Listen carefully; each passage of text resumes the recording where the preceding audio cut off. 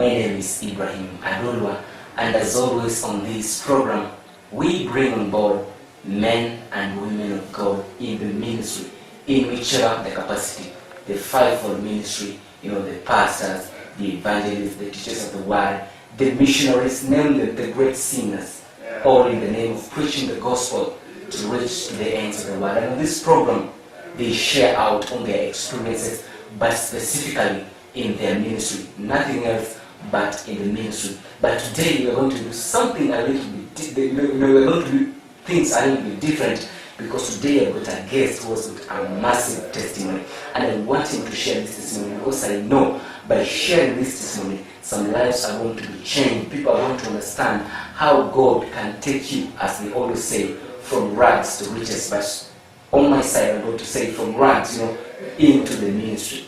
Somebody who has achieved a lot, somebody who has undergone stuff, but now is making it in the ministry, in preaching the gospel. Matthew, he is not from within, he's somebody from abroad, and today he is with me in the studio. Welcome.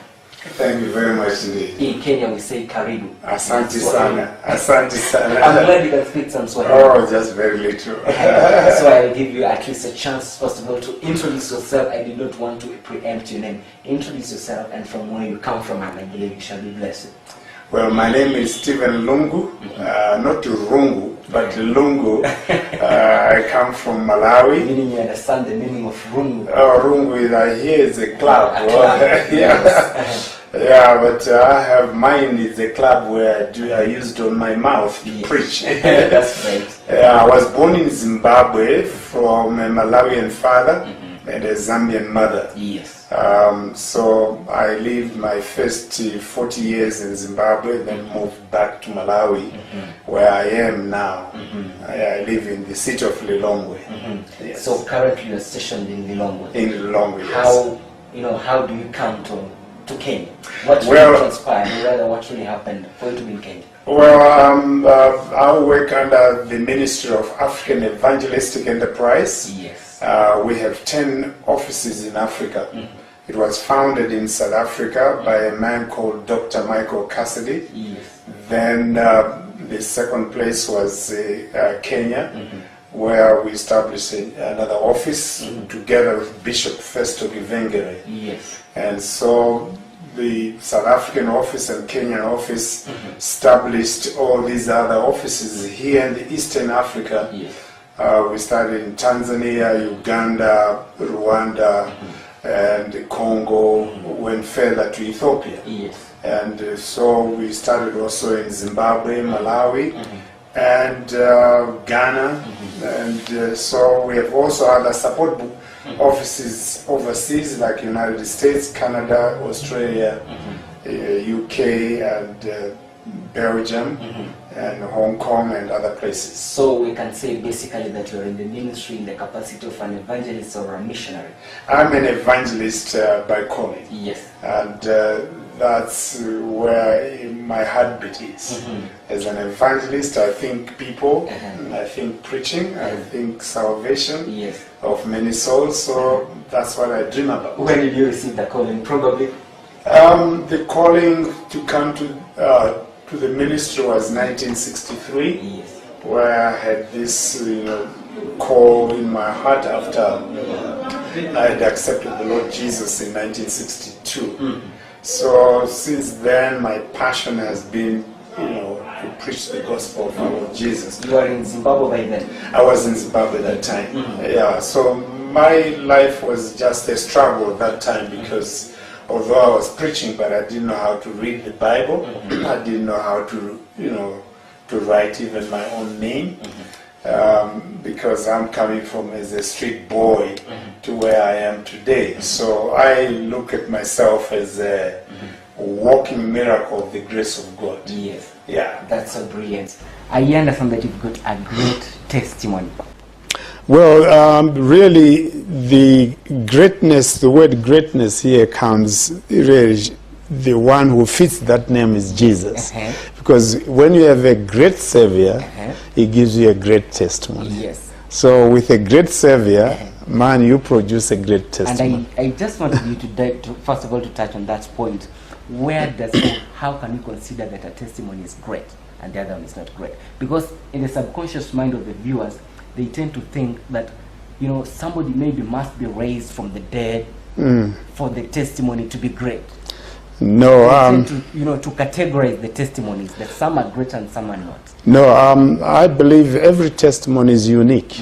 God touches us from different angles. So each testimony is unique. So and is are about uniqueness and not greatness. No, not greatness, Yes. but it's unique. And so because in the word greatness, it is Jesus who is the greatest.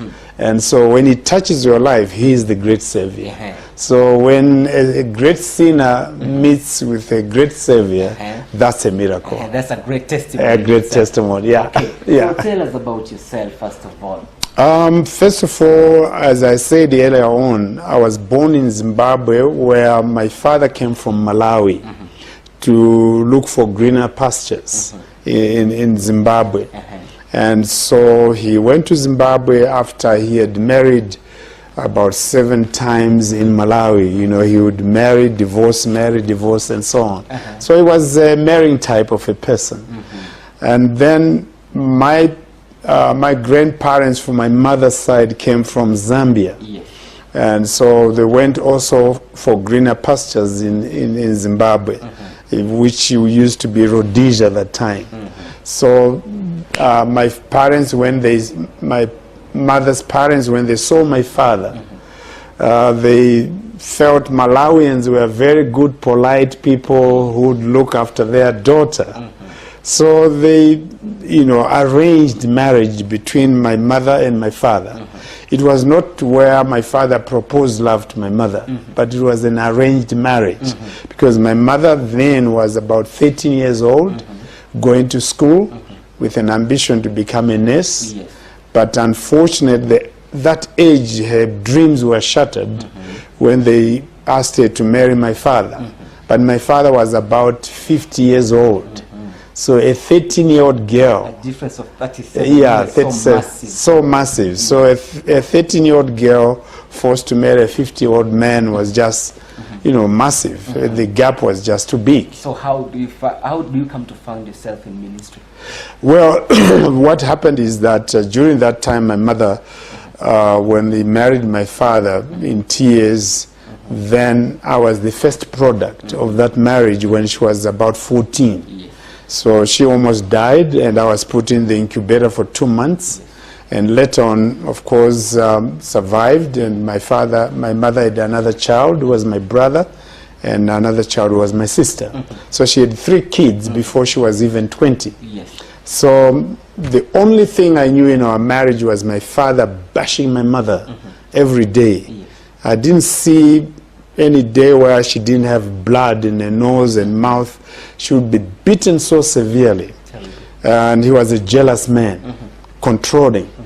And so one day my father walked out of the house, leaving Zimbabwe, going back to Malawi without telling my mother. So my mother, out of desperation, she felt she was not loved by her parents. She felt like rejected because she was darker in complexion than her sisters. So she was like, you know, pushed aside, sidelined. So she felt that rejection so much that she left, took all the 3 kids downtown in Harare. And she just said to me, "Steve, hold your baby sister, I'll be back in a minute." And she went into the toilet, and that was the end of seeing my mother. So left with this tiny little baby, and my young brother were crying in the cold. And then later on, the police found us and had to rush with my baby sister to the hospital. And my brother and I were taken to the orphanage. But when they took my baby sister to the hospital, there was another separation between the 2 brothers and their only sister. Now you're in Malawi or in Zimbabwe? I'm now in Malawi. Malawi. Yeah, I moved to Malawi in 1986. But even after that, when they took our sister to the hospital, that took about 49 years before we saw our sister again. So we lived, my brother and I, at the orphanage, but with severe beatings, mistreated. And I remember they used to tie me around the pole. For a small mistake, they would whip me 12 times. And I ran away because I felt there was no love at that orphanage. Then at about 8 or 6, I started living under a bridge. And so under that bridge, I would feed myself from the garbage bins with many unanswered questions. Why me? So with all this time, no schooling? No schooling, because I didn't have the privilege of having. I had tried about 2-3 times to go to school, but I would be chased away after one term because there was no one to pay school fees for me. So I hated God, I hated teachers, those who are educated, because questions were, why me? And so as I grew up in the streets, feeding from my garbage bins and, you know, eating junk food, and I remember meeting other street boys. We made friends. The number grew from 10 to 20. So that became my family. So from that early age, we started stealing little things, which came to bigger things. And so at the age of 10, 12, I started smoking my first cigarette.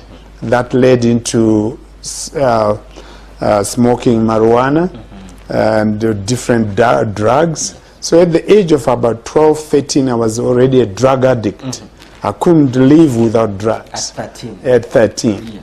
Then we formed that gang of, 20 boys. We named ourselves the Black Shadows. Now that was all, we were all from broken homes, rejected, so we had nothing to lose. So at the age of about 13, we started having knives to rob in shops and so on. So I was 13 for the first time I stabbed someone with a knife. The whole gang was in the early teenagehood years? Yeah, the same age like me. A gang of how many? About 20. We started with 20, then which grew to 40 boys. Yes. Then about 14, breaking into white people's homes. I managed to steal 2 guns. I had 2 revolvers. Yes. So 2 guns in the hands of a 12, 14-year-old boy was dangerous. Definitely. So it was now, having these 2 guns, I was in control of myself, control of the streets. Yes. And so anyone meeting this gang of the Black Shadows was just dangerous. And so we started taking the purses of women, stealing into shops at gunpoint and so on, armed robbery, daylight. And so I hated anything to do about God. I said, if God was there, why did he allow me to sleep under a bridge? Yes. If God was there, why me? So I only knew, the only thing I knew was my name, Stephen. Yes. I didn't know what was my father's surname. So today I'm called Stephen Lungu. Yes. Lungu is not my father's surname. And I wish I was called by my real father's surname. Yeah. But a white missionary who adopted me at the age of 22 is the one who gave me the name Lungu. Wait it at that moment. Let's first take a short break. Then when we come back, you'll tell us more concerning on a street life and how you're transformed and how you met the missionaries and how your life turned around. Remember, dear viewer, that you're watching ITV and the program is A Moment to the Servant of God. And today we have brother Stephen Lungu. He told me he doesn't, really like being referred to as a pastor or a reverend or a bishop, because by calling he's an evangelist. But all he likes is to be called a brother, Stephen Lungu. So do stay on ITV. My name is Ibrahim Adorio.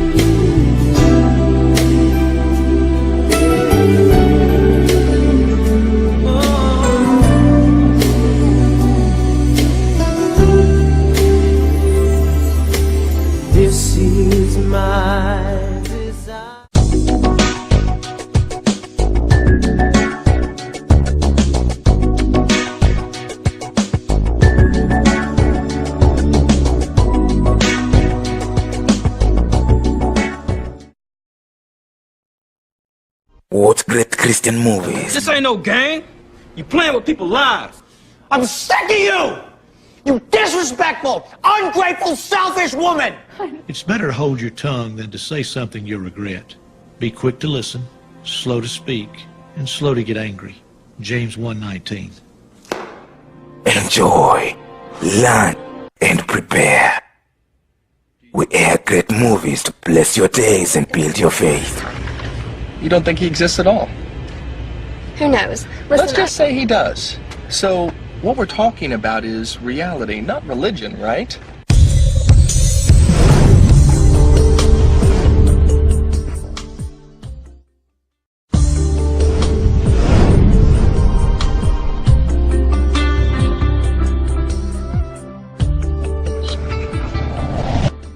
Hello and welcome.